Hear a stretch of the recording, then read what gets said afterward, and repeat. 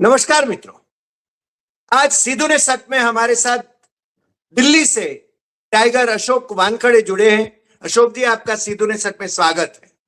नमस्कार। आदरणीय प्रधानमंत्री जी, विपक्ष के जितने लोग भारतीय जनता पार्टी में शामिल कर सकते हैं उनको तो कर देते हैं, भले ही वो भ्रष्टाचारी हो, दुराचारी हो, व्यभिचारी हो, और वो दूध के धुले हो जाते हैं, ये हमने देखा।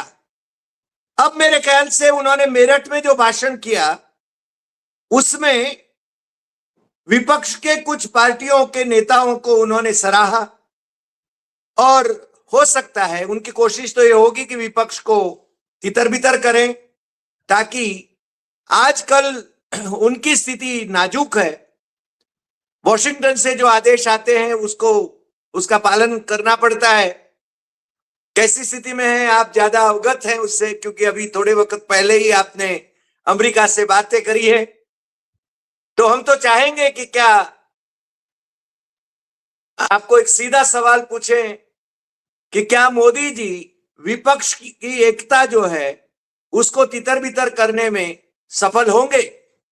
अशोक जी प्रणाम। प्रणाम। हरि भाई जी, प्रयास करना मोदी जी का काम है, यूनाइटेड रहना ये विपक्ष का काम है। अंग्रेज जब ये देश छोड़ के चले गए तो उन्होंने अपने जो खास मुखबिर थे, जो अंग्रेजों के लिए जो इस देश में काम कर रहे थे और भारत की आजादी की लड़ाई में जो रोड़ा अटका रहे थे, उन लोगों को कुछ गिफ्ट देके गए। हमारे यहां जब हम शहर बदलते हैं, घर बदलते हैं, तो पुराने नौकर चाकर जो आते हैं बड़े इमोशनल होते हैं कि भाई उस एरिया में आप जा रहे हैं, तो हम जाते समय उनको ये चीजें दे देते कि भाई ये चेयर तू रख ले, ये सोफा सेट मैं क्या करूं, ये तुम्हारे घर ले जाओ। वहां नया फ्रिज लिया, ये पुराना फ्रिज, इसकी क्या कीमत आएगी? 5,000 रुपये। अरे भाई चलो, ये दरबान है, सोसाइटी का गेट पे रहता है, उसको दे दो। ये हम बांटते हुए जाते हैं।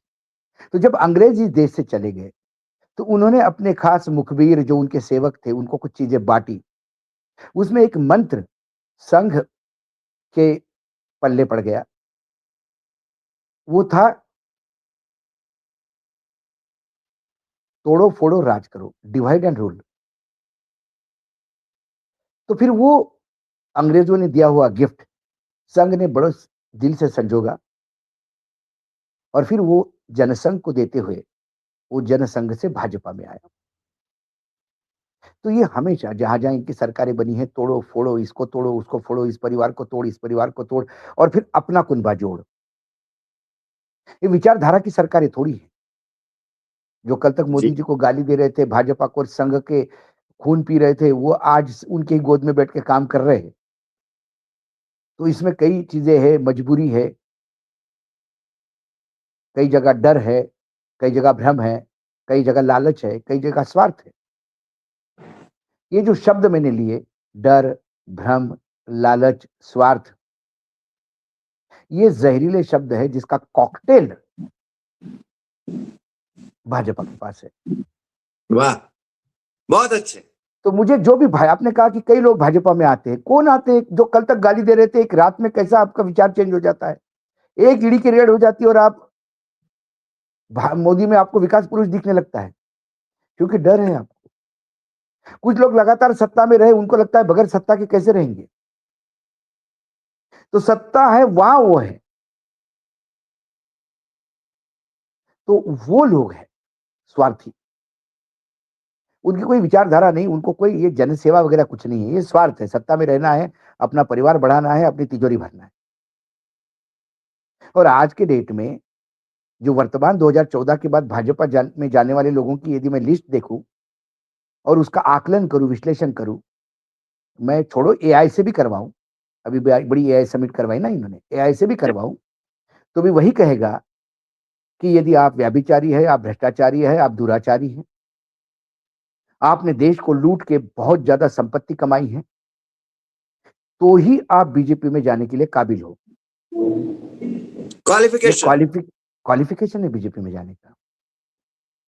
एक आप सच्चे मार्ग पे चल रहे हो, आपकी विचारधारा के साथ लगे हुए हो, देश के लिए समर्पित हो, देश सेवा कर रहे हो, राजनीति में देश सेवा के लिए आए हो, यदि ये सारी चीजें आपके पास है, तो बीजेपी आपके लिए वंचित वर्जित है। जल जाओगे वहां जाओगे तो। ये एक आकलन 2014 के बाद का मैं कर रहा हूं। मैंने वो बीजेपी भी देखी कि डीपी यादव को पार्टी में एडमिशन देने के लिए प्रेस कॉन्फ्रेंस बुलाई गई और उसी प्रेस कॉन्फ्रेंस में जब उन्होंने कहा कि डीपी यादव, वो एक माफिया था। डीपी यादव बाद में वो राजनीतिक पर्यटक भी रहा, कई राजनीतिक दलों में जाके, क्योंकि पैसा था, बाहुबल था, तो चुनाव भी जीतते थे। तो उनका जब इंट्रोडक्शन बीजेपी में हो रहा था, तो किसी सीनियर पत्रकार ने पीछे से पूछा कि दाऊद इब्राहिम को कब ज्वाइन करवा रहे हो? प्रेस कॉन्फ्रेंस वही खत्म हो गई। पीछे के कमरे में सब चले गए। बाद में बाहर अनाउंस हुआ कि डीपी यादव ज्वाइन नहीं करवा रहे हैं। ये भाजपा थी। आज की भाजपा अलग है। ये जी कहते ना 2014 के बाद देश को आजादी मिली। 2014 के बाद भाजपा को आजादी मिली एक फ्रेम से बाहर आने के लिए। इतने दिनों तक जो जिन बंद था बोतल में, वो खुल गया, बाहर आ गया। ये यदि कहे तो अतिशयोक्ति नहीं होगी। नहीं तो हो सकता है कुछ अंधभक्त बोले कि अरे ये खिलाफी बोलता है, तो मुझे बताइए कौन से ईमानदार और राष्ट्रभक्त और देश सेवक आदमी ने ज्वाइन किया आपको? जिनको आप भ्रष्ट बोल रहे थे वही आपके पार्टी में है। तो उनको भ्रष्ट हमने भी नहीं कहा आप ही ने कहा। तो अब ये तो भाजपा का कैरेक्टर हो गया। अब वही तोड़ो फोड़ो और राज करो, डिवाइड एंड रूल, यही एक पॉलिसी है। और डिवाइड एंड रूल के तहत उन्होंने कहा कि मैं मीडिया कर्मियों को एक गुजारिश करता हूं। अरे भाई, आप तो आपके यहां से तो आदेश जाते हैं पीएमओ से, ऐसा सुना है हमने, चिट्ठी जाती है और उस पर मीडिया चलता है। लेकिन ये पब्लिकली बताना है कि मैं क्या चाहता हूं। बोले आप ये मत कहिए विपक्ष पे बरसे, आप ये कहिए कि कांग्रेस पे बरसे। लेकिन जब प्रधानमंत्री संसद में किसी बात की चर्चा करते हैं, चर्चा का उत्तर देते हैं किसी इशू पे, किसी बिल पे चर्चा होती है, किसी भी चर्चा होती है, मोशंस पे चर्चा होती है, तो उसमें सिर्फ कांग्रेस थोड़ी बोलती है। उसमें टीएमसी भी बोलती है, डीएमके भी बोलती है, एनसीपी शरद पवार भी बोलती है, उद्धव ठाकरे के लोग भी बोलते हैं, टूट पड़ते हैं, तेजस्वी भी बोलते हैं और अखिलेश तो बहुत ज्यादा वोकल है आजकल हाउस में। तो फिर आप क्यों कहते हो कि मैं कांग्रेस के खिलाफ ही बोलता हूं? दरअसल इनकी दुखती रग है। ये जहां जहां कांग्रेस है, क्योंकि कांग्रेस में भाजपा को एक बात पता पड़ी कि कांग्रेस ही एक ऐसी पार्टी है जहां बहुत जल्दी लोग बिक जाते हैं और अच्छे अच्छे पद पे बैठे हुए लोग बिक जाते हैं। उनको लगता है कि सत्ता में आएंगे तब आएंगे, अभी तो पैसा मिल रहा है ना। तो कांग्रेस में ऊपर से नीचे तक बीजेपी के स्लीपर सेल भरे हुए हैं, एजेंट भरे हुए हैं। इसके लिए उनको कांग्रेस की ज्यादा तकलीफ नहीं है। जिन जिन राज्यों में कांग्रेस के साथ आर पार की लड़ाई है, वहां बीजेपी बहुत अच्छी तरह से जीतती है, लोकसभा सीट भी लाती है, सब कुछ करती है, क्योंकि उनको पता है कि कांग्रेस की भी लिस्ट जो है वो बीजेपी से ही निकलती है। और कांग्रेस ने अच्छे उम्मीदवार चुनाव जितवाओ, मतलब बताइए, एक हरियाणा विधानसभा में एक महिला विधायक जो लगातार चुनाव जीत रही है और चढ़ते मार्जिन से जीत रही है, ऐसा भी नहीं कि उसका मार्जिन ड्रॉप हो गया, अनपॉपुलर है, उसका टिकट काटा और एक ऐसे महिला का टिकट दे दिया, उसका डिपॉजिट जब्त हो गया। ये किसने बदलाव किया? ये कहीं ना कहीं ये बीजेपी को सूट होने के लिए किया गया। अंबाला कैंट, अंबाला कैंट में शैलजा जी हर साल, हर बार, हर चुनाव में टिकट मांगती है और उनका आदमी हर चुनाव में सेरिमोनियसली हारता है, क्योंकि बीजेपी के उम्मीदवार को जितवाना होता है। इसीलिए लड़के आप वो आदमी मांगते हो जो चुनाव हार जाए, और जो दावेदार जो चुनाव जीतने के काबिल है उसको आप साइड पर रखते हो। आप किसके लिए कर रहे हो? आप बीजेपी के लिए कर रहे हो। तो जब पूरे पार्टी में इतना सारा सिस्टम सड़ा हुआ है, तो उस पार्टी से चुनाव लड़ने में मजा आता है बीजेपी को, क्योंकि तुम उधर भी हम इधर भी हम बस खेल कर रहे हैं, नाम के लिए बैठे हैं। राहुल गांधी अकेले लगे हुए हैं रास्ते पे चल चल के पार्टी मजबूत करने में, और वो जितने किलोमीटर आगे चलते उनके कितने किलोमीटर चद्दर खींच लेते हैं, सब बैठे हुए ऊपर से। तो ऐसे में उनको डर जो है वो अखिलेश से है, डर आरजेडी से है, डर ममता से है, डर केसीआर से है, डर उद्धव ठाकरे से है, डर शरद पवार से है, डर स्टालिन से है, वामपंथी दलों से है। तो कांग्रेस से इनको अलग करो तो एक तो किला अपने कब्जे में आ गया, बाकी पर धीरे धीरे करेंगे। प्रधानमंत्री बंगाल में जाते हैं तो जब वो सरकार के खिलाफ बोलते तो किसके खिलाफ? टीएमसी के खिलाफ बोलते हैं। यूपी में जाते हैं तो अखिलेश के खिलाफ बोलते हैं, बिहार में जाते हैं तो आरजेडी के खिलाफ बोलते हैं। स्टालिन का वंशवाद उनको दिखता है, देवेंद्र फडणवीस का नहीं दिखता। उद्धव कल तक इनके साथ था तो सब ठीक था, अब देशद्रोही हो गए। तो फिर आप कांग्रेस के खिलाफ ही लड़िए ना। आपको यदि लगता है कि विपक्ष बोलने से बाकी पार्टियों को तकलीफ होती है, तो फिर बाकी पार्टियों के खिलाफ आप क्यों बोलते हो? क्यों बंगाल में जाके भी कांग्रेस के खिलाफ बोलो? क्योंकि आपकी लड़ाई सत्ता के लिए है। कांग्रेस सबसे बड़ी पार्टी है, 100 सीटें लोकसभा में। वो आपको लगता है कि 13-13, 14-14, 20-20 वाले तो हम वैसे ही खा जाएंगे। कांग्रेस इसलिए उन्होंने कहा कि मैं जब बोलता हूं, तो फिर जब आप कांग्रेस को विपक्ष ही मानते हैं और कांग्रेस पे बरसने की बात करते हैं, तो फिर कांग्रेस के सवालों का जवाब भी दीजिए। सरकार में है, जवाबदेही है। लीडर ऑफ अपोजिशन सवाल पूछ रहा है, कोई ऐरा गैरा नत्थू खैरा पान की दुकान पे खड़ा हुआ आदमी नहीं पूछ रहा। जवाब तो आपको उसको भी देना होगा, क्योंकि वो भी इस देश का नागरिक है, वो भी टैक्स देता है, जिस टैक्स से आप गाड़ी में चलते हो। आपके जो खर्चे हैं प्रधानमंत्री जी, वो खर्चे कोई अडानी नहीं उठा रहा है। अडानी जी को तो आप तिजोरी से निकल के दे रहे हैं, चाहे बैंकों के मार्फत दो, इस तरह से दे, उस तरह से दो। तिजोरी से निकाल के मतलब ये थोड़ी होता है कि कैश निकाल के देना। बाकी जो सहूलियत ये देते हो, उसके लिए रूल्स बदले जाते हैं, उसके लिए वो कानून बदले जाते हैं, उसके लिए उनके विरोधकों को ठिकाने लगाया जाता है। आप तो जो कुछ भी कर रहे हो, वो तो आम आदमी के टैक्स के पैसे से कर रहे हो। और इस देश में तो भिखारी भी टैक्स देता है, क्योंकि भिखारी भीख मांग के पैसा लेता है और एक बिस्किट का पैकेट भी खरीदता है तो उसपे जीएसटी देता है।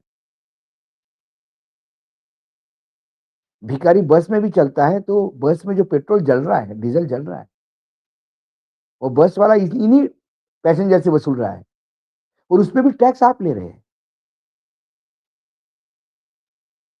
तो भिखारी भी आपको सवाल पूछता है, जवाबदेही आपकी होनी चाहिए। कोई पीले चावल लेके नहीं आया था आपके पास प्रधानमंत्री बनने के लिए। प्रधानमंत्री ये सिर्फ आप प्रधानमंत्री देश के हैं, अडानी अंबानी के नहीं है। प्रधानमंत्री आप अपनी छवि चमकाने के लिए नहीं है। यदि आप कहते हैं कि मैं कांग्रेस को ही विपक्ष मानता हूं, तो फिर कांग्रेस का ही जवाब दे दीजिए। आप कहते हैं कि महिलाएं कब्जा करने आई थी प्राइम मिनिस्टर की सीट पे। आप ये लोगों को मूर्ख समझती है। सीट पे यदि कब्जा करने के लिए बैठने से ही प्रधानमंत्री होता, सीट पे बैठने से ये प्रधानमंत्री की कुर्सी है, जो उस पे बैठ गया तो बैठ गया। तो इस देश में कई दादा पहलवान हैं, बड़े बड़े कुश्ती के खिलाड़ी है, ओलंपिक विजेता कुश्ती, वो छोड़ दीजिए इन महिलाएं। ये जो महिलाओं का शारीरिक शोषण हुआ और जिनको आपके पुलिस ने प्रताड़ित किया, ये देश की लड़कियां जिन्होंने देश का मान सम्मान पूरे विश्व में किया, आपकी जैसी बेइज्जती नहीं करवाई एआई में समिट में गलगोटिया टाइप। उन लड़कियों का शारीरिक कोई शोषण करता है क्योंकि वो आपका आदमी था, आपके पार्टी का सदस्य था, तो आपने एफआईआर तक दर्ज नहीं करवाई। सुप्रीम कोर्ट को बोलना पड़ा एफआईआर दर्ज करवाओ। Shame on this government. उन महिला खिलाड़ी में से कोई भी एक खिलाड़ी आ जाती और उस चेयर पे बैठ जाती, किसी की औकात नहीं थी उसके सामने खड़े होने की, क्योंकि वो कुश्ती लड़ना जानती है। एक दांव लगा के फेंक देती उठा के, आप कोई भी हो उस चेयर के आसपास, और बैठ जाती है और बोलती है मैं प्रधानमंत्री हूं। ये महिलाएं आपको जवाब पूछने नहीं आई थी, ये महिलाएं आपके एक सांसद के द्वारा बेतुकी बातों का जवाब पूछने आई थी। आप तो हाउस में नहीं थे, और उसने तो उन महिला सांसदों ने तो आपके स्पीकर को भी कहा था, स्पीकर ने भी कहा था कि बहुत गलत बात है, मैं एक्शन लूंगा। जब उनने कहा कि मुझे सरकार को पूछ के एक्शन लेनी पड़ेगी, तब उनने कहा कि यदि स्पीकर सरकार के मोहताज है तो फिर आपसे न्याय की उम्मीद नहीं है, अब हम खुद नारे लगाएंगे। 3 दलित महिलाएं यदि वेल में जाके नारे लगाती है तो प्रधानमंत्री भाग जाते हैं और बोलते मेरे चेयर पे कब्जा करने आए थे। प्रधानमंत्री कब्जा करने की बात होती ना तो बहुत पहलवान, दादा पहलवान पड़े हैं इस देश में, कि जो ऐसे उठा उठा के पटक देते और चेयर पे बैठ के प्रधानमंत्री बनते। किसको बता रहे हो आप? हम भी आपको बताते हैं, प्रधानमंत्री बने तो बनिए ना प्रधानमंत्री। ईडी, सीबीआई, इनकम टैक्स, चुनाव आयोग, इन सबको अलग कर दीजिए। चुनाव आयोग में नियुक्ति जैसे सुप्रीम कोर्ट कहता है वैसे करिए। क्या गरज पड़ी आपको कानून बना के अपना आदमी बिठाने की? क्यों? किस बात के लिए? चुनाव लड़िए, बैलेट पे लड़िए। और इस बैलेट की आप ही तरफदारी करते थे कि विश्व के बड़े बड़े विकसित देश बैलेट यूज करते हैं, मशीन यूज नहीं करना चाहिए। आप ही के भाषण है यूट्यूब पे। तो आइए आप बात करिए, सीधी सीधी लड़ाई लड़िए और सत्ता में बैठिए। कौन रोकता है आपको? वर्तमान में आप बैसाखियों पे हो, 2 राजनीतिक दलों के। ये दुख आपको हो रहा है। कौन कहता है आपको सत्ता में? अटल जी जब चुनाव हारे तो बुरे तरीके से नहीं हारे थे। अटल जी का आंकड़ा इतना बुरा नहीं था। आज दोनों है नहीं हयात में। लेकिन प्रमोद महाजन जी क्योंकि मराठी थे और मराठी पत्रकारों, सभी पत्रकारों से उनके अच्छे संबंध थे, तो जब उन्हें पूछा, हमने तो फिर अटल जी को पूछा था कि हमारी स्थिति इतनी बुरी नहीं, हम प्रयास कर सकते हैं सरकार बनाने की। अटल जी ने डांट के कहा, प्रमोद, जनादेश का आदर करना सीखो। जनता ने हमको विपक्ष में बैठने का आदेश दिया है, और यदि किसी और को प्रधानमंत्री बनना है तो बन जाओ आप, ये गंदगी में मुझे मत खींचो। और लोग विपक्ष में बैठे। ये वही भारतीय जनता पार्टी है ना, क्योंकि तब नैतिकता नाम की कोई चीज हुआ करती थी। 2014 में तो सबसे पहले नैतिकता ही तिजोरी में बंद कर दी गई। अब तो एक तो हम सत्ता में आएंगे चुनाव से, और वैसा लोगों ने जीत के नहीं दिया तो फिर लोगों को तोड़ के हम सरकार बनाएंगे। लेकिन सरकार तो हम ही बनाएंगे, चाहे हमारे पास लोग हैं न हो। और तो 50 साल तक राज करेंगे, 50 साल तक राज करेंगे। राज करेंगे। तो ये जो बात है, ये आपकी बौखलाहट है। मतलब कभी कभी प्रधानमंत्री क्या बोलते हैं और वो जनता को, मतलब जनता को, अब देखिए हम विश्लेषण करें, लोग कहेंगे कि यार जब से सुन रहे हैं मोदी जी खिलाफ ही बोलते हैं, हम तो सत्ता के खिलाफ बोलते हैं। तेलंगाना की बात आती है तो हम कांग्रेस को भी ठोकते हैं, और कांग्रेस को ठोकने का नतीजा ये हुआ, बीजेपी तो भी टॉलरेट करती है, कांग्रेस ने तो मेरे खिलाफ केस कर रखा है उसी तेलंगाना में। हम तो, हमारे लिए कोई नहीं है। कबीरा खड़ा बाजार में, ना किसी से दोस्ती, ना कहूं से बैर, मांगे सबकी खैर। तो प्रधानमंत्री ने उस भाषण में और 2-3 बातें कही, और बहुत, मतलब कभी कभी इसीलिए मैंने कहता हूं कि जनता को कभी कभी ये बता देना चाहिए कि प्रधानमंत्री जी, हम मूर्ख नहीं है, भगवान के लिए मूर्ख मत समझिए। क्योंकि ये मेरठ में हुई रैली की बात हो रही थी, तब उन्होंने कहा कि उत्तर प्रदेश में विकास की अब गंगा बहने लगी है। क्यों? कि अब पुराना समय निकल चुका है, अब यहां कानून का राज्य है। अपराधियों पर कठोर कदम उठाए, अपराधी जेल के सलाखों के पीछे है। अगर कोई बहन बेटी की तरह साथ कुछ अपराध करने का सोचता भी है तो उसे कानून की कार्रवाई करने का सामना करना पड़ता है। तालियां, खूब तालियां बजी बस। अब रामलला आने से राम राज्य स्थापित होता है कि इस मूर्ख ने किसी ने इनको समझा दिया, पता नहीं। अब उत्तर प्रदेश के लेटेस्ट गवर्नमेंट ऑफ इंडिया के आंकड़े हैं, क्राइम ब्यूरो के 2021 से 23 के आंकड़े हैं, क्योंकि लेटेस्ट यही आंकड़े हैं। वो 3-3 2-2 3-3 साल लगता है आंकड़े कंप्यूट करने में उनको। पिछले 3 वर्षों में महिलाओं के खिलाफ अपराध जो है 21 से 23 तक, वो 13,21,745 है पूरे देश में। 13,21,745 केस, और मेरा दावा है इतने ही केसेस और है जो पुलिस तक नहीं पहुंच पाए। अब पिछले 3 वर्षों में जो आंकड़े हैं मेरे पास, उसमें उत्तर प्रदेश नंबर 1 है, 1,88,207। महाराष्ट्र डबल इंजन की सरकार दूसरे नंबर पे है, 1,31,958। राजस्थान डबल इंजन की सरकार तीसरे नंबर पे है, 1,31,246। फिर बंगाल है चौथे नंबर पर, 1,05,313। और मध्य प्रदेश है 5वें नंबर पर, 95,780। यानी कुल मिला के पहले 5 में 4 डबल इंजन की सरकार है। और जिस उत्तर प्रदेश के भूमि पर प्रधानमंत्री ये झूठ परोस रहे थे पूरे ताकत के साथ, और वो भी एक संवैधानिक पद पे बैठा हुआ आदमी, जब ये कह रहा था कि आप बहू बेटी के बारे में अपराध की सोचने पर भी कानूनी कार्रवाई होती है, वहां महामहिम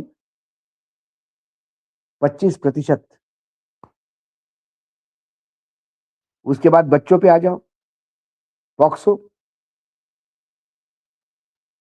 के पहले मैं बैकवर्ड पे आ जाऊं। बैकवर्ड में पूरे देश में 2022 में एक साल में जो आंकड़े हैं सरकार के, जितने पिछड़ों और दलितों पे अत्याचार हुए, उसमें यूपी नंबर 1 है। पूरे देश का 23% अकेले यूपी में है। राजस्थान नंबर 2 है और एमपी नंबर 3 है। और ये आंकड़े अमित शाह के गृह मंत्रालय ने पब्लिश किए हैं। जारी पब्लिश किए। बच्चों के मामले में मध्य प्रदेश, महाराष्ट्र और यूपी पहले 3 में, बच्चों पे अत्याचार में। मतलब यूपी हर जगह पहले 3 में है, कहीं पहले नंबर पे, कहीं दूसरे नंबर पे, कहीं तीसरे नंबर पे। और ये मैं वो सोशल इंडिकेटर देखा रहा हूं जो शर्मनाक है, ये तो जो बेशर्म विकास को हो गए रोकता है। सर, ये बेशर्म नहीं, हो गए। बिल्कुल। और ये बेशर्मी से झूठ बोलते हैं कि लॉ एंड ऑर्डर ठीक है। ये लॉ एंड ऑर्डर ही ठीक नहीं है। कांग्रेस के समय भी होता था, मैं ऐसा नहीं कहता था कि कांग्रेस के समय सब मुक्त था, होते ये आंकड़े तब भी थे, लेकिन कम से कम अपराधियों का महिमा मंडन नहीं होता था।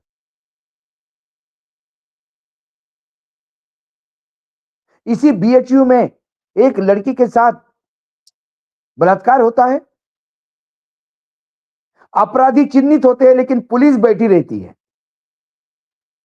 क्योंकि वो अपराधी चुनाव प्रचार में गए मध्य प्रदेश में। जब अपराधी वापस आते हैं और सोशल मीडिया का बहुत ज्यादा प्रेशर होता है तो उनको अरेस्ट किया जाता है। कुछ दिनों के बाद उसकी जमानत होती है, तो जमानत मिलने पे उनको बैंड बाजे के साथ लाया जाता है। ये व्याभिचारियों का महिमा मंडन है। बिल्किस बानो, जिसमें मैं नहीं कहता हूं कि अपराधी अपराधी है, सर्वोच्च न्यायालय ने उनको सजा दी है। उस गर्भवती महिला अपने छोटी बेटी का हाथ पकड़ के भाग रही है खेतों में जान बचाने के लिए। दंगाई वहां पहुंचते उसके परिवार के 6 लोगों को उसके सामने काट डालते, उसके छोटी बेटी को पटक पटक के मारते। याद के गुजरात की भूमि पे हुआ हरी भाई जी, शर्मनाक है, और शर्मनाक है। और उसके बाद सामूहिक रूप से उसकी इज्जत लूटते। वो केस घृणास्पद चलता है, आरोपियों को सजा होती है। दुनिया को लगता है चलो न्याय हुआ उस बिल्किस के साथ। उसके बाद उनको छोड़ दिया जाता है अच्छे चाल चलन के लिए, और जब जेल से निकलते हैं तो उनका सार्वजनिक स्वागत किया जाता है। ये है आपका लॉ एंड ऑर्डर। गुजरात में ये तो राम मॉडल है। राज्य की स्थापना हुए कई साल हो गए, 30-35 अशोक साल जी तो ये बीजेपी की मॉडल है, सत्ता है। गुजरात मॉडल। ये गुजरात मॉडल है आपका प्रधानमंत्री जी। आपकी सरकार होते हुए, डबल इंजन की सरकार होते हुए, ऐसे व्यभिचारियों का सम्मान कौन कर पाया? क्योंकि स्टेज पर सम्मान करवाने वाले आप ही के पार्टी के लोग थे। और आप वहां पे भाषण दे रहे कि महिलाओं की अपराध करने के बारे में सोचता भी है। अरे क्या आप ही के विधायक चुनाव इज्जत लूटते हैं, जेल में है वो सेंगर। एक दलित के बेटी को नौकरी मांगने आई थी वो, उसकी इज्जत लूटी। उसने घर जाके बोला, उसके पिता और चाचा पुलिस स्टेशन गए कंप्लेंट करने, दोनों को मारा। पिता तो पुलिस की मार से ही मर गया, चाचा बचा, वो जेल में है अभी, उसके ऊपर 10 केसेस ठोक दिए। फिर ये लड़की लड़ना इसने तय किया, कुछ सोशल लोग एक्टिविस्ट साथ में आ गए, एक वकील, उसकी मां, उसकी मौसी, और वो लड़की कोर्ट जा रहे थे, फिर ट्रक ने उसको उड़ाया। उसमें उसकी वकील मर गया, मां मर गई, चाची मर गई। ये बड़ी मुश्किल से आईसीयू में थी, बच गई। सुप्रीम कोर्ट ने इसको दिल्ली शिफ्ट करवाया और सरकार को कहा इसको घर दो और प्रोटेक्शन दो। ये सब आपकी सरकार में होता रहा माए बाप। डबल इंजन की सरकार थी, आप मूक दर्शक बने हैं तब। मैं किसी यही सोनी राम वोनी का राज्य तो है, बात ही नहीं करता। मैं तो किसी सोनी यही वोनी राम का राज्य है। मैंने कहा मैं व्यक्तिगत रूप से तो जाता ही नहीं, कोई सोनी वोनी थी क्या था उससे भी तो बात ही नहीं कर रहा हूं मैं सामान्य इंसान की बात कर रहा हूं जो आपको अभिभावक मानता है। यह हाल है आपका। एक मंत्री मध्य प्रदेश में, एक होनहार डेकोरेटेड ऑफिसर, महिला ऑफिसर, आर्मी ऑफिसर को आतंकियों की बहन कहते हैं, और आज भी मंत्रिमंडल में बैठा है मोदी जी। ये आपका वो चेहरा है जो जनता देखना नहीं चाहती, लेकिन दिख जाता है। तो ये भाषण सिवाय झूठ के और झूठ के और झूठ के कुछ नहीं था। ये सही बात। खींच थी एआई की समिट, वैश्विक मिसफायर था। पूरे विश्व में किरकिरी हो गई।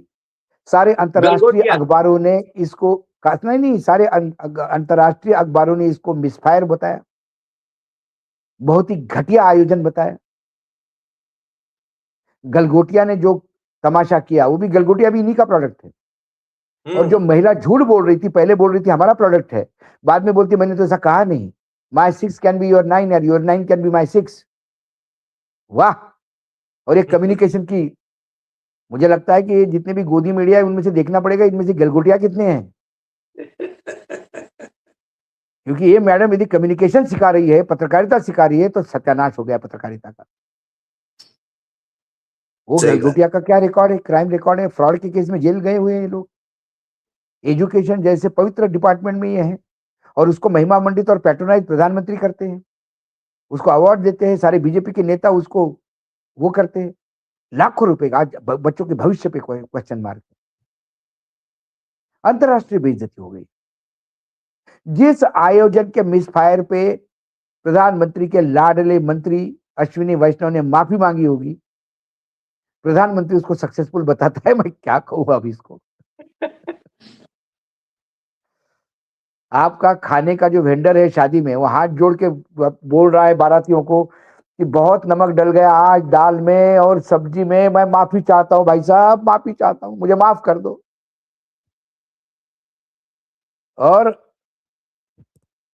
जो दूल्हे का बाप है वो आके कहता है क्या खाना बना था, चर्चे है खाने के अपने।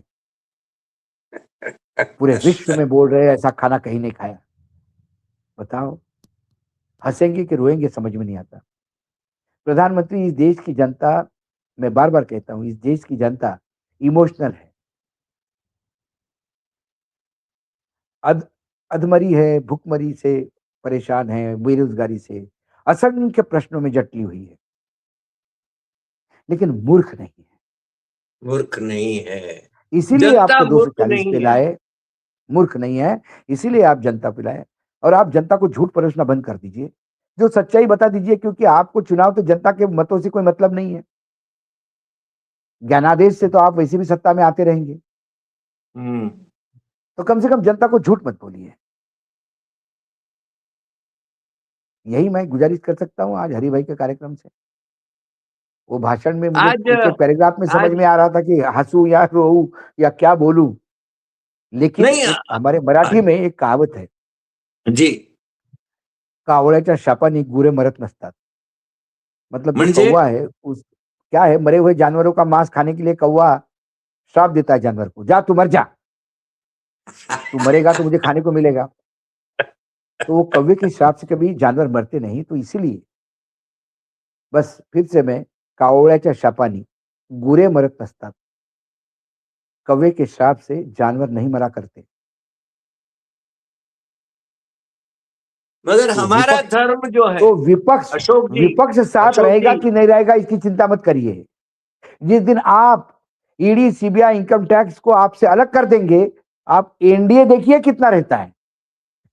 यस ये तो फेविकॉल है सही बात एजेंसियों का, जो आपको बांध के सही रखा है। सही बात है अशोक जी आज आप हमारे साथ जुड़े और आपने धमाकेदार बात करी लोग यानी मुर्दों को भी खड़ा कर देने वाली बात करी यदि देश की जनता में कुछ भी अभी बचा है उसके जीन्स में तो मेरे ख्याल से उठ खड़ी होगी झूठ परोसे जाने वाले और झूठ परोसने वालों को बेनकाब करेगी ये हमें यकीन है आज इतना ही फिर मिलेंगे नए एपिसोड में नए विषय के साथ आपका बहुत बहुत धन्यवाद नमस्कार नमस्कार।